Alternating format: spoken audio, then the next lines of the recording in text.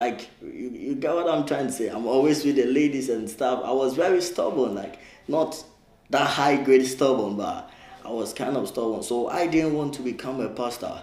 But if God chooses you, He has chosen you. So it's not that I want to become a pastor, but it's a calling that I have to pursue it. It's a calling that I have to get it. And I realized that when I was growing up, I got a passion for it. I got that vigor. I got that vim for to become a man of God. When you were speaking, you asked me something of how to become a superstar pastor.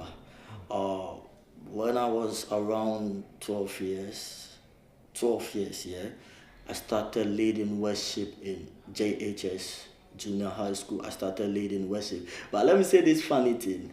When I was in class 6, I'm sure, yeah, primary 6, yeah, whenever it's time for worship, when I was back home, yeah, whenever it's time for worship and maybe we are meant to recite quotations, memory verse and stuff, I'm going to tell my teacher that, oh, I'm going to pee or I'm going to urinate. And you see that, I didn't like it at first. I didn't like it. I'm going to tell my teacher that, oh, I'm going to urinate. So when I'm back, so it's like I'm going to wait when they are done with it, then I'll come and sit down again. Yeah.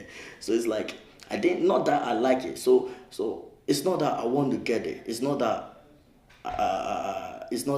something that I'm saying that I want to become. I want to no, it's a calling. And if the calling is upon you, there is nothing you can do. Even though you're gonna run. When the calling is on you and you don't pursue it, you're going to disturb your life. Because that is what God has called you to do. When God called you to be a politician and you step out of being a politician, you see that the protection of God around you gets off you, because that is not a part that God wants you to get to.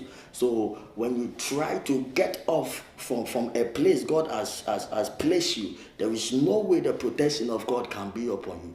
So maybe when God said, I want you to preach. I want you to save people. I want you to speak the word to the world for them to believe and to be saved. And I'm like, I'm not going to do it.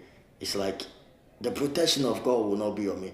That does not mean that if you're a pastor, you can't work. No, that's not what I'm trying to say. If you are a pastor, you can work, you can get a profession. But when the ministry gets to a place that you see that you are handling a lot of people, you are heading, you are a father to millions and stuff, then you're gonna leave your profession and concentrate on the calling.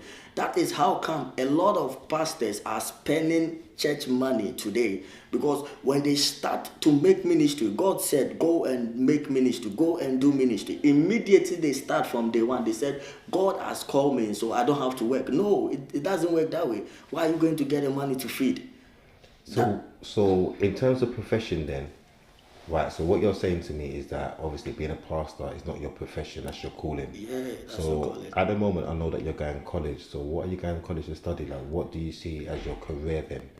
You know? Because God's not your career; that's your life, and Yeah, that's your yeah, calling. yeah, yeah. I'm going to college to study health and social care. And I don't know how to say this, but at first I wanted to study engineering. That's my dream. I wanted to be a captain. That's my dream. I wanted to be a captain because my grandfather was a captain of a ship. He goes out to Australia and stuff here. So I wanted to be a captain. But when I came to London, no, God does everything in His own way. When I came to London, it's like the course that I wanted to pursue, the course that I wanted to do, everything was full. And I was like, I can't sit down for another 1 year. Let me just go inside to do health and social care. And I went into health and social care, and I've seen that the cause is helping me a lot, because I have compassion for people who are sick, the disabled people, homeless people and stuff. I have that passion to work for people who are sick, to go into the health sector. So I saw that with the calling upon my life and me getting some knowledge about health and doing all kinds of stuff, and maybe going into nursing with the calling spiritually and physically, I'm going to help a lot of people who are sick, because God can heal. And if God pushes me to the health sector, then I know that I believe in miracles. I know that there's a lot of miracles that are going to happen. Yeah, so I'm just doing it, because when I entered into health and social care too in Lambert College, it's like in my first 2 months or something like that, I got a certificate. I got a certificate of excellence. The following month, I got a recognition certificate, and it's like the following month or so, I was part of the student of the month, and I saw that. It's God that's them, because when you read the book of Romans chapter 8 verse 28, it said, for all things work together for good for they that trust in the Lord. It didn't say only good things are going to